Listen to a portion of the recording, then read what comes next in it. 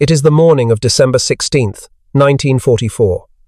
Across a frozen pine forest in the Ardennes, German soldiers from the new Volksgrenadier divisions are waiting for the order to advance. In their hands they grip the wooden stocks of Kar98k rifles, the same bolt-action weapons their own fathers had carried into the trenches of the First World War. On the other side of the line, hidden by low stone walls and snow-covered fences, American privates rest their cheeks against the walnut stocks of M1 Garands. Each Garand holds 8 rounds, and every rifleman carries a bandolier of clips across his chest.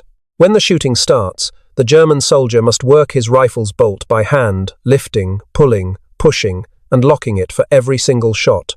The American simply pulls the trigger 8 times, as fast as he can squeeze. By the time the German rifleman chambers his 5th round, the American has already emptied his rifle, slammed in a fresh clip, and started firing again. This is the story of a technological gap so wide that German soldiers at first refused to believe it was real. They thought the Americans must all be carrying machine guns. They assumed every American squad had an automatic weapon hidden behind every tree. The truth was simpler and far more humbling. The Americans were just carrying standard-issue infantry rifles. They had simply designed and built a rifle that fired faster than anything Germany had ever mass-produced. And while Germany was juggling dozens of different weapons in dozens of different calibers, scavenged from half the nations of Europe, America had done something almost no one saw coming. America had standardized, and it had simplified. America created a small, tight family of weapons, and then built them by the millions. By the war's end, the United States had produced over 4 million M1 Garands. Germany, by contrast, had produced only about 400,000 semi-automatic rifles in total, spread across 2 failed designs and 1 rushed wartime model. The difference wasn't subtle, it was absolutely crushing. And when German veterans wrote their memoirs after the war, they returned to the same exact theme, over and over. The volume of American rifle fire was unlike anything they'd ever trained for. It wasn't the American soldiers' bravery that shocked them, it was the brutal arithmetic.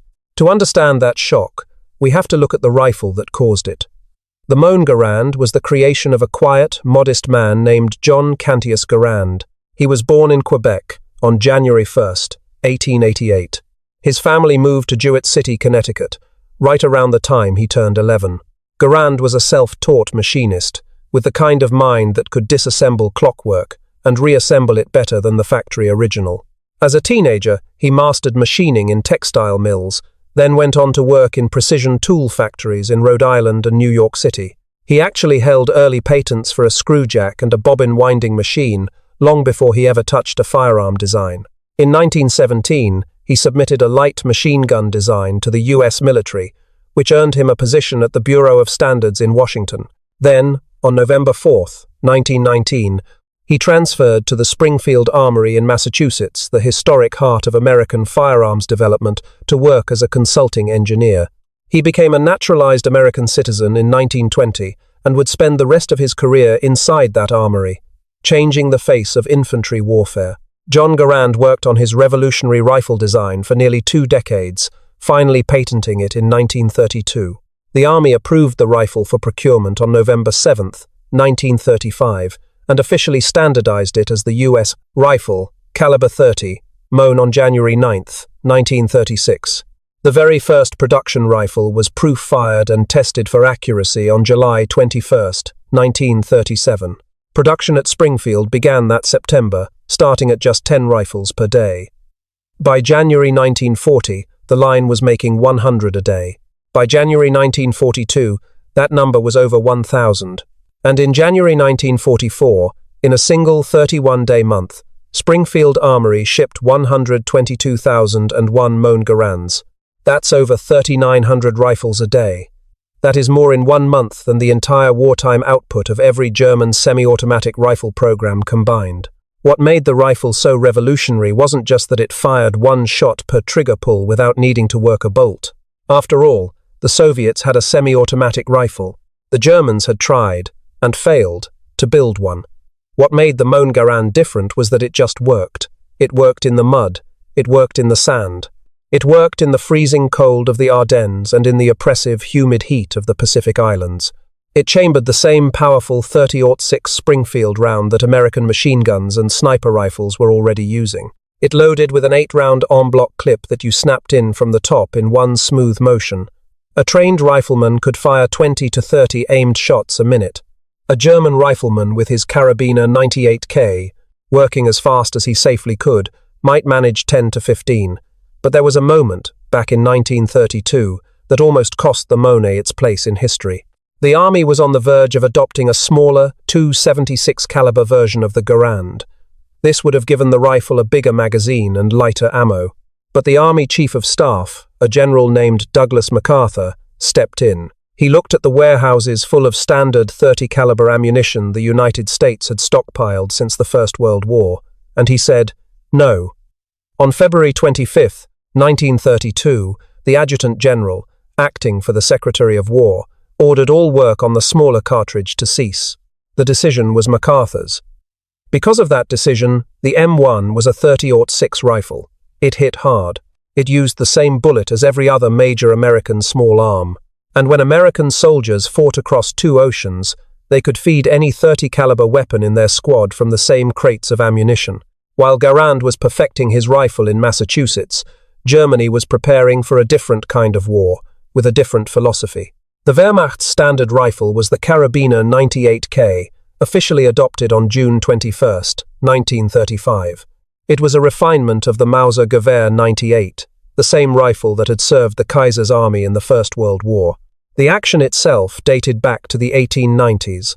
The cartridge was the 7.9 2x57mm Mauser, often called the 8mm Mauser. Its internal magazine held 5 rounds, fed by stripper clips. The bolt was strong, the rifle was accurate, and German soldiers respected it for what it was. By almost any measure, it was the finest combat bolt-action rifle of its generation. The wood was quality, the steel was strong, the trigger was crisp. In trained hands at 500 meters, it could put round after round into a man-sized target. There's even a fascinating irony of history in its design lineage. The American M1903 Springfield, the very rifle the Garand replaced, was so similar to the Mauser action that the United States government quietly arranged to pay royalties to the Mauser Company in the early 1900s. They paid around $200,000 in total before payments stopped with America's entry into the First World War. The trouble was simply that the 98K was a bolt-action rifle in an age where they were becoming obsolete. Every single shot required the soldier to break his aim, lift the bolt handle, pull it back, push it forward, lock it down, and then reacquire his target. Each cycle took about 2 seconds, even for a fast, well-trained soldier. By the time a German rifleman had fired his 5 rounds, he had to feed in another stripper clip from a leather pouch on his belt. His rate of fire was, by any honest measure, a third or less of the American soldier he was fighting against. Germany produced roughly 14 million Carabiner 98K rifles between 1934 and May of 1945. 14 million. The number sounds enormous, and it is, but that figure is also misleading. Those 14 million rifles were spread across a Wehrmacht that fought on every front, from North Africa to the suburbs of Moscow. They also had to be supplemented by an astonishing collection of foreign weapons captured from defeated armies. The German Army Weapons Office catalogued this massive collection in a 14-volume directory called the Kennblätter Fremden Geräts, a formal German phrase that translates roughly to foreign equipment identification sheets. By the end of 1944, Germany had captured over 11 million rifles from other nations. There were Czech Mausers from the factories at Brno, Polish rifles from 1939, French Lebels and Berthiers from 1940, Soviet Mosin Nagants by the million from the Eastern Front, Italian Carcanos in their own unique caliber after Italy's surrender. There were even British Lee Enfields scooped up at Dunkirk and used as far away as Yugoslavia. Each of these foreign rifles received its own German designation, with a country code letter placed right next to the model number. Belgian rifles were marked with a B, French rifles got an F, Russian rifles an R, Polish rifles a P, Italian rifles an I. The system looked efficient on paper. In practice, it created a logistical nightmare. Each foreign rifle used its own distinct foreign cartridge.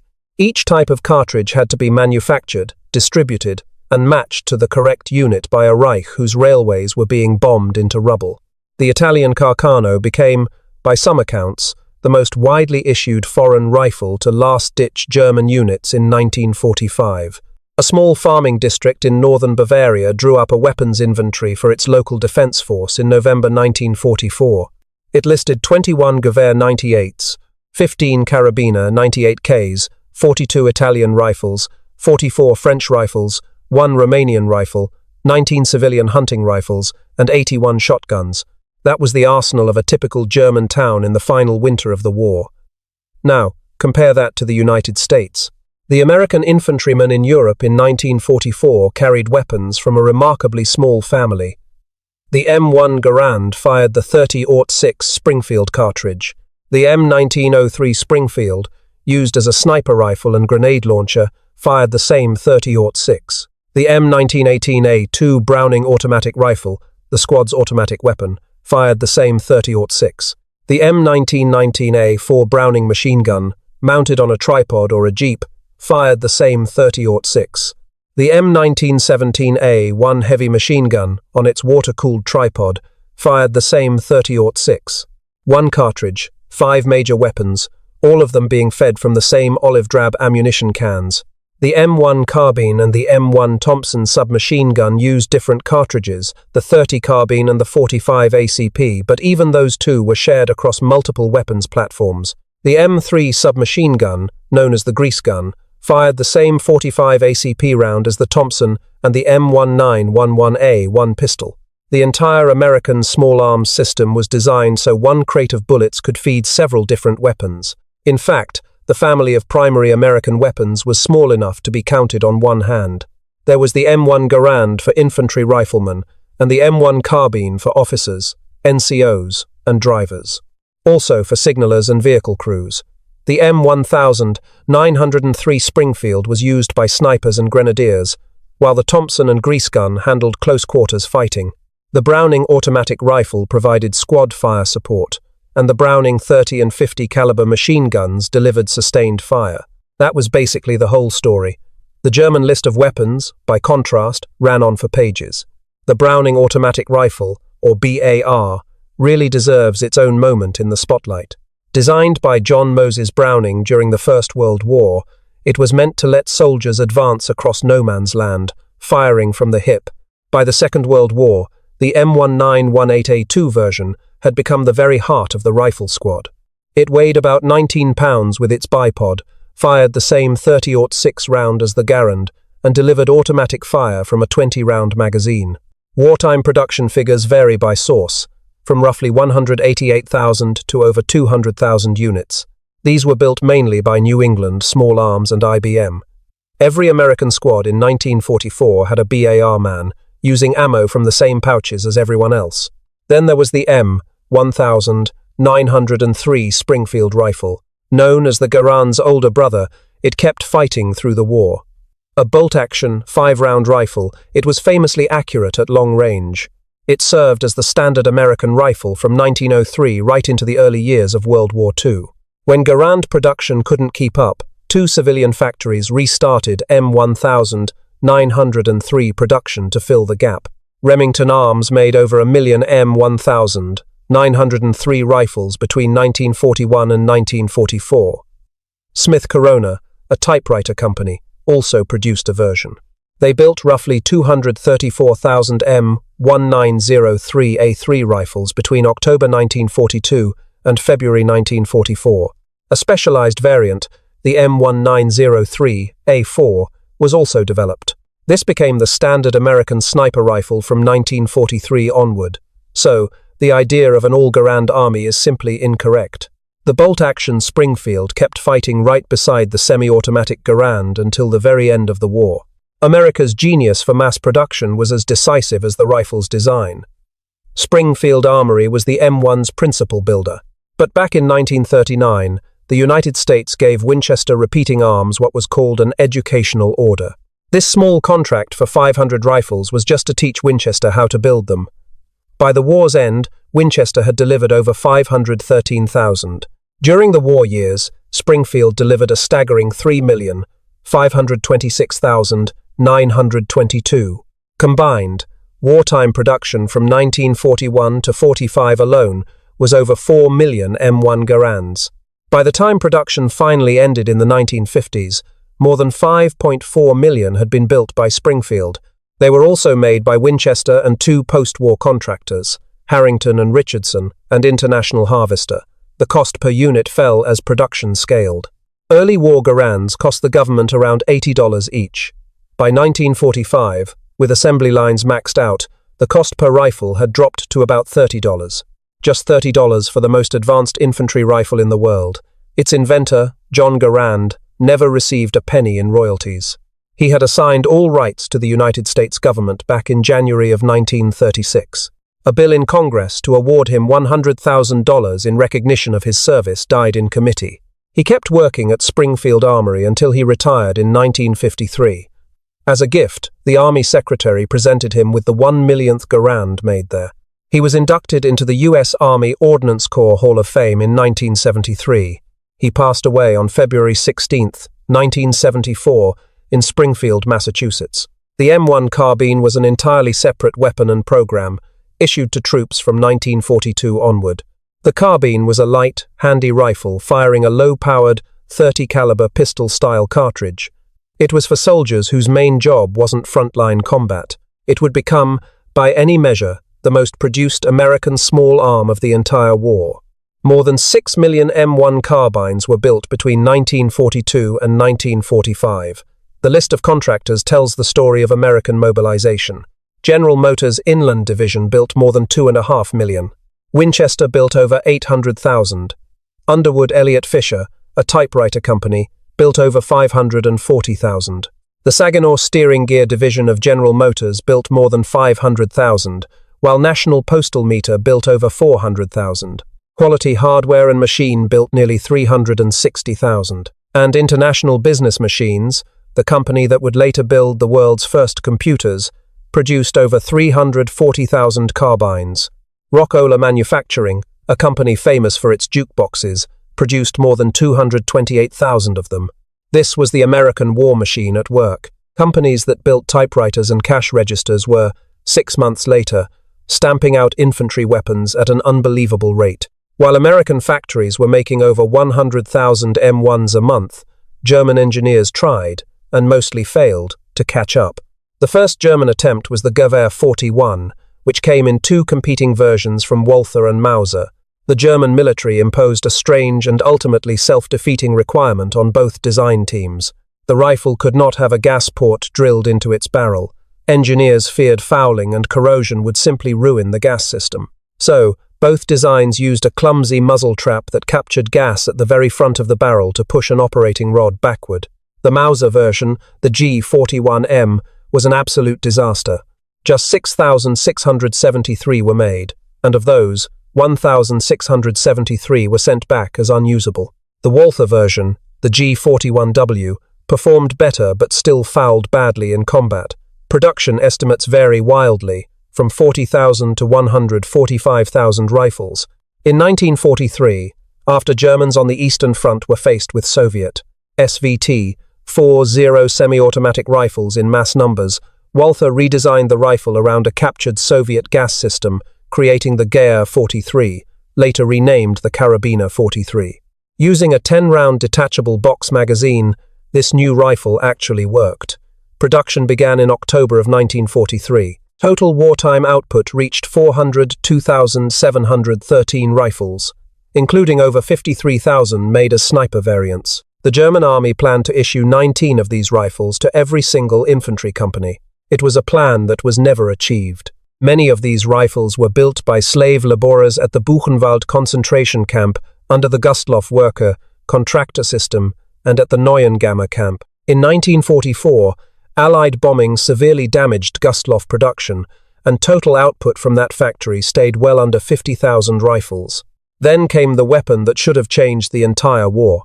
In 1942, German engineers under Hugo Schmeisser at the Haenel firm built the first prototypes of a radically new weapon. It fired a new intermediate cartridge, the 7.9 2x33mm Kurz, shorter than the standard Mauser round. It was select fire, capable of full auto bursts or single shots. It used a 30-round detachable magazine. This was, in every important way, the world's first true assault rifle, but Hitler initially rejected it. He was furious about the logistical burden of a new cartridge, with vast stocks of standard ammunition already in the field. To get around the Führer's veto, the army renamed the rifle the MP-43, claiming it was just an upgraded submachine gun. But reports from units on the Eastern Front who received the first examples were glowing. Hitler finally relented. The rifle was renamed the MP-44.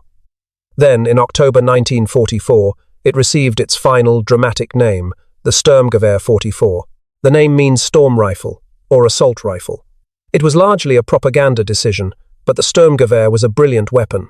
It was also, by the time it was produced in any real numbers, far too late. Total wartime production came to just 425,977 rifles. Almost all of them went to the Eastern Front, issued to Volksgrenadier divisions in the war's final months. By way of comparison, American factories produced over 6 million M1 carbines alone, more than 4 million M1 Garands, and over 1 million Thompson submachine guns. For every German Sturmgewehr that left a factory, 10 M1 Garands rolled off American production lines.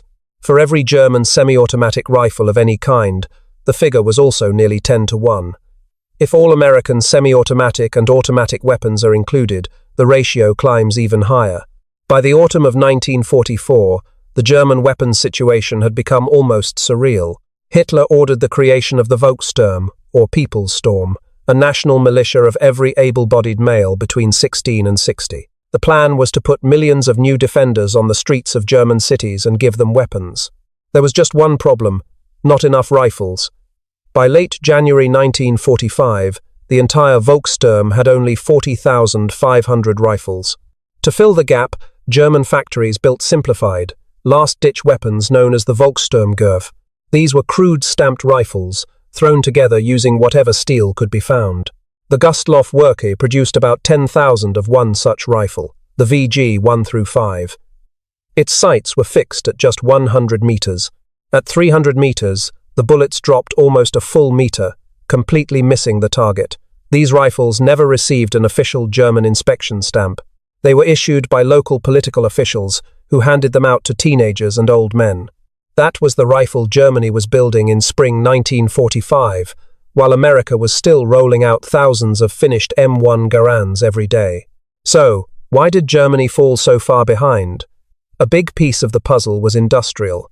The German Reich never had America's vast raw materials or its untouched factories, and it certainly didn't have two massive oceans shielding its production lines from enemy bombers. Another part of the answer was political.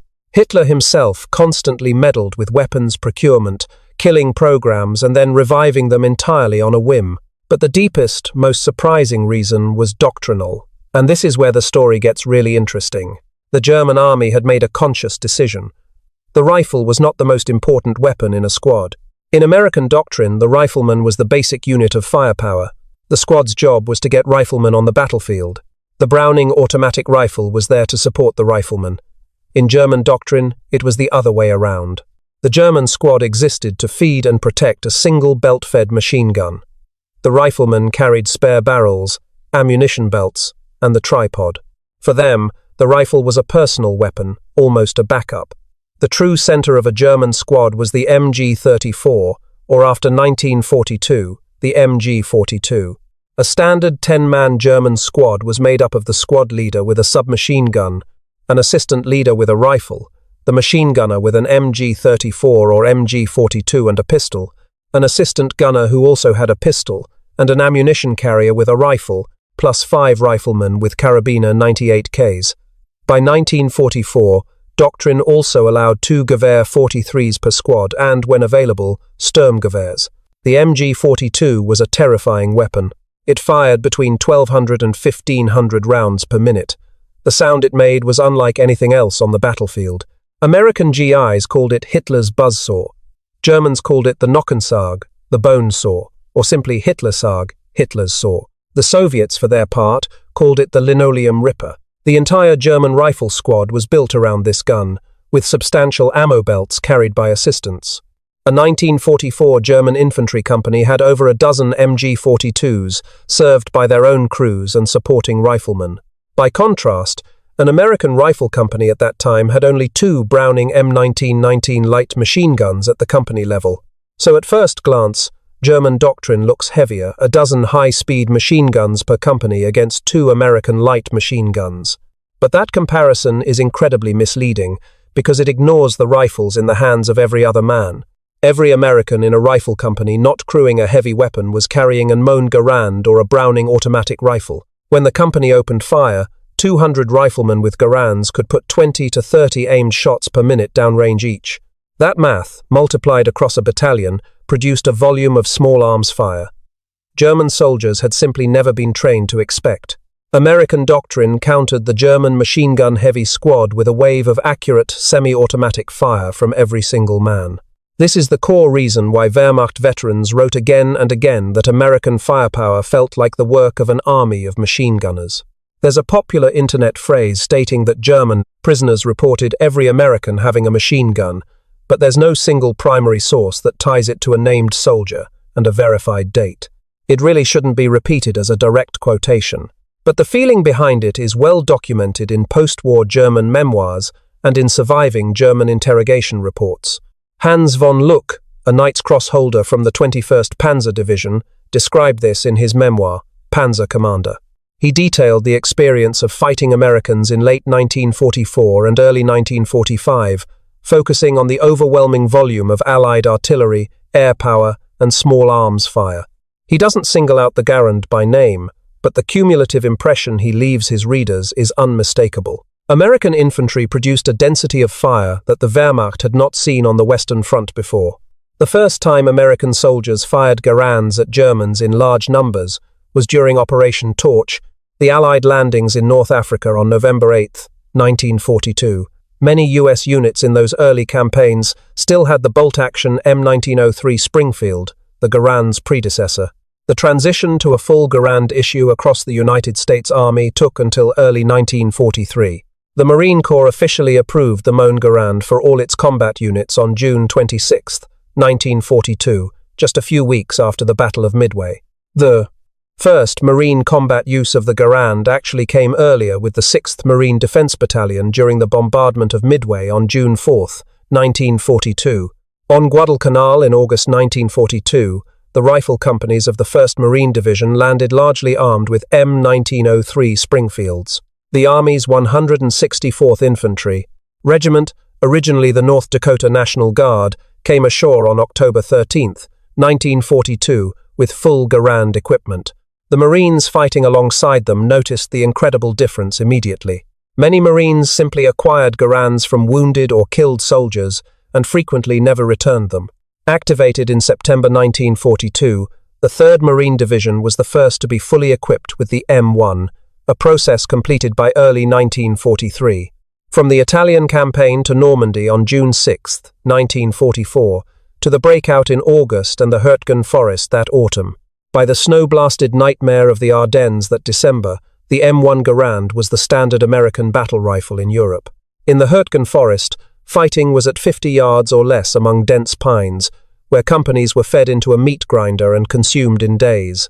Even today, battlefield archaeologists still find spent 8-round Garand clips there by the thousands.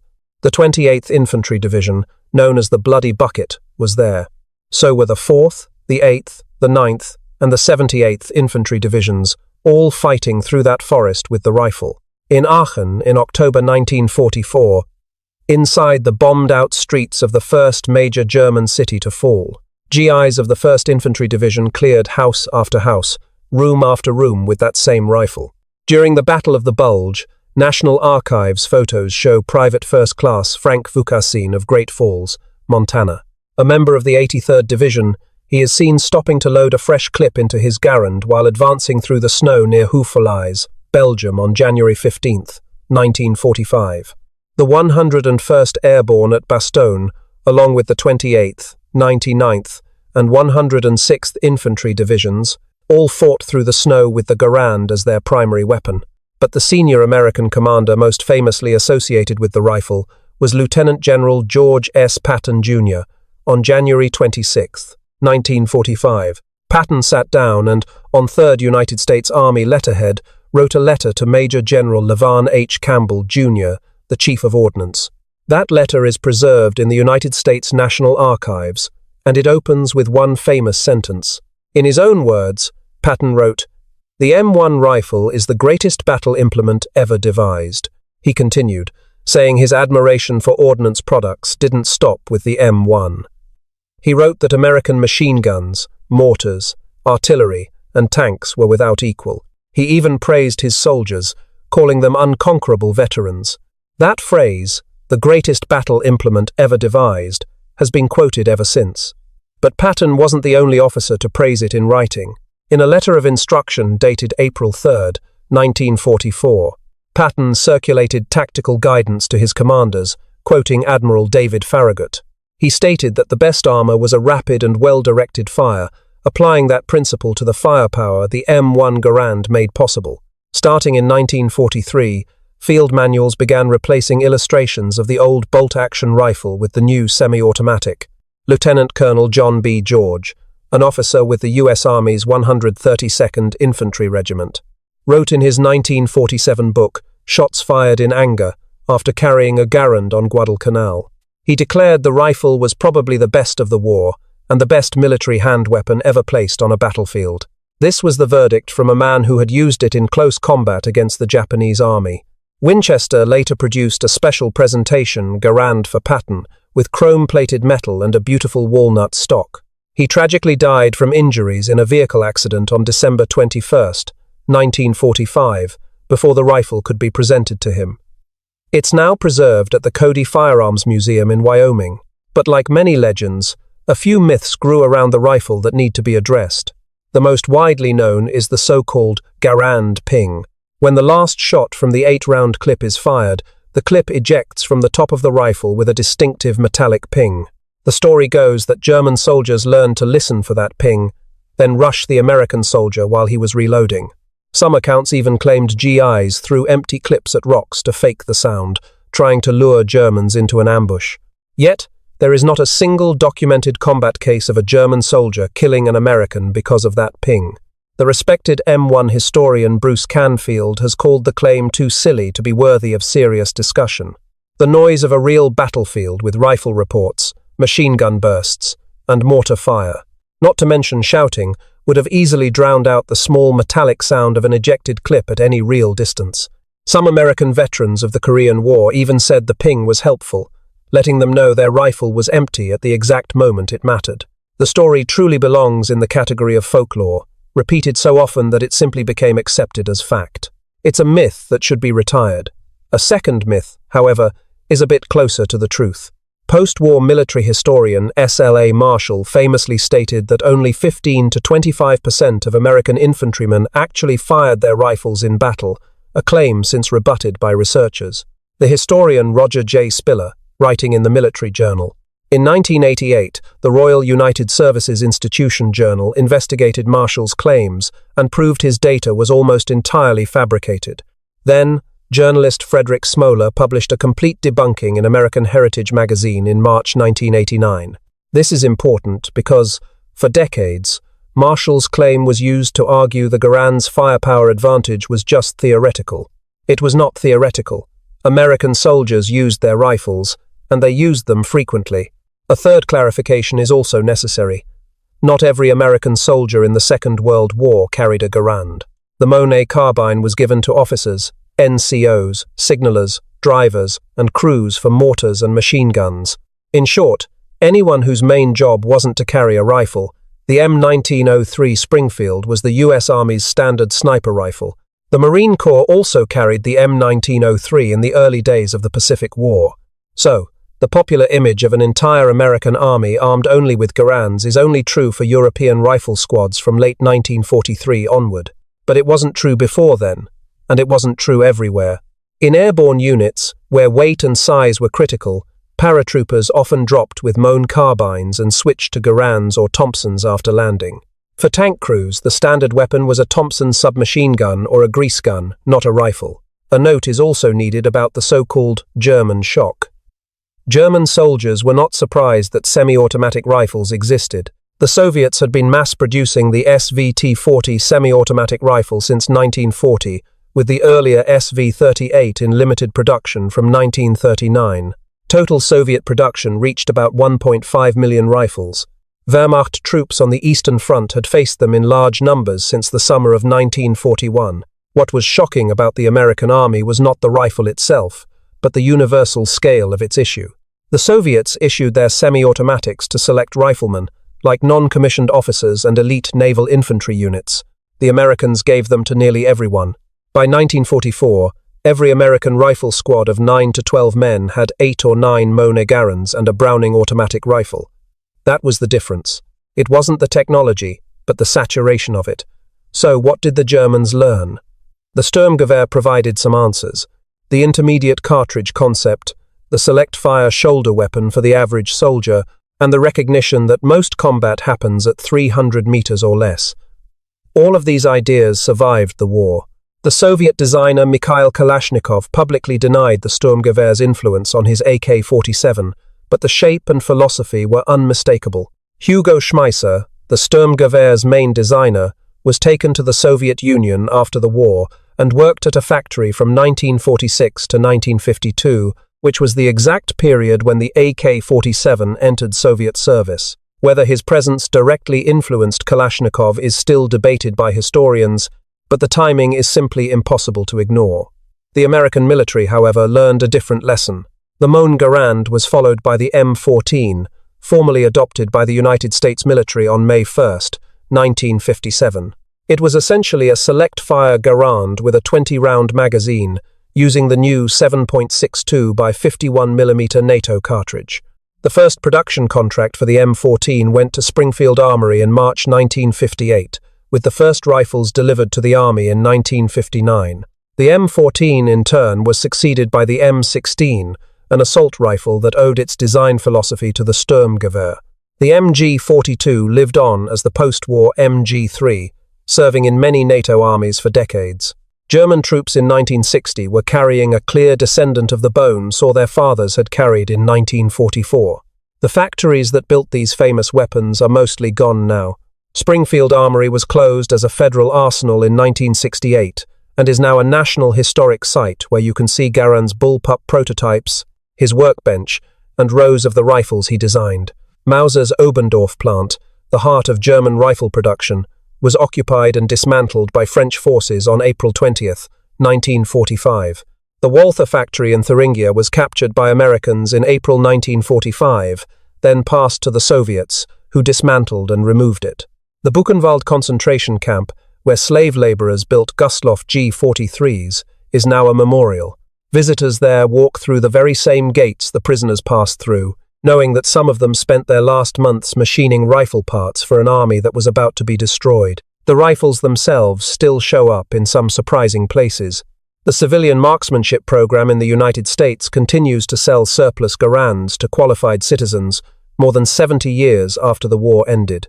American collectors hunt down original Springfield production rifles by their serial number ranges, paying premium prices for early examples with their original wood and Parkerized finish still intact. Museums like the Cody Firearms Museum and the National Firearms Museum in Virginia, or the Springfield Armory and the World War II Museum, all house pieces of this history. In London or Dresden, museums display the German carabiner 98k, right next to its counterpart, letting visitors see the whole story in a single glance. But there's a quieter epilogue here, too, that of John Garand, who lived modestly in retirement. He never earned $1 from his rifle, and he never once sought out the spotlight. He said his only reward was knowing that his creation had served the country well. The German soldiers who carried their rifles east into Russia and west into the Ardennes mostly never wrote memoirs. They lived quiet lives in a nation that had to be rebuilt from the rubble, raising families in Hamburg or Munich. A few wrote their stories down, but most did not. Today, their voices are almost silent. The generation that could tell these stories firsthand is nearly gone. And there's a lesson here that goes beyond just rifles. America's small arms victory was really an industrial one, enabled by jukebox and typewriter factories switching to weapons production almost overnight. It was a victory made possible by an ASTA, Army Ordnance Department, that cleverly placed educational orders with firms in 1939, preparing them for the war to come. and this success was guaranteed by a strategic decision made years prior: standardize on one cartridge and a few weapons that all used it. Germany's experience was the complete opposite. It featured brilliant designs and extraordinary engineering, but it lacked strategic foresight, and its industrial base simply couldn't handle the strain. The Kar98k was more refined than any one American rifle, and the Sturmgewehr was technically more advanced than the Garand. But scattered brilliance, dwindling resources, and constant bombing could not match disciplined simplicity produced on a massive scale. The common German soldier, who was stunned by how few guns America used, was seeing the result of a strategy he couldn't grasp in a firefight. He was witnessing the outcome of a decision made years earlier, in a quiet workshop by a man who'd never worn a uniform. John Garand designed a single rifle, and the entire country built it by the millions. That simple fact, more than any quote or battle, answers the question this story started with. German soldiers were amazed by how few guns America used, because those few were more than enough. There is one last irony to this story. After Germany's surrender, hundreds of thousands of Kar98ks were collected by Allied forces. Many of these captured rifles were then given away to other governments. Czechoslovakia took over the Brno factory and kept producing rifles based on that same German design. Norway even converted captured 98Ks to fire the American 30-06 round for their home guard. Israel received tens of thousands, using them in its 1948 War of Independence thanks to a Czech arms deal that delivered thousands of rifles to a nation fighting for its very existence. Yugoslavia stockpiled theirs, and some even reappeared during the Balkan Wars of the 1990s. The rifle that defined German infantry kept fighting under new flags, long after the nation that built it was gone.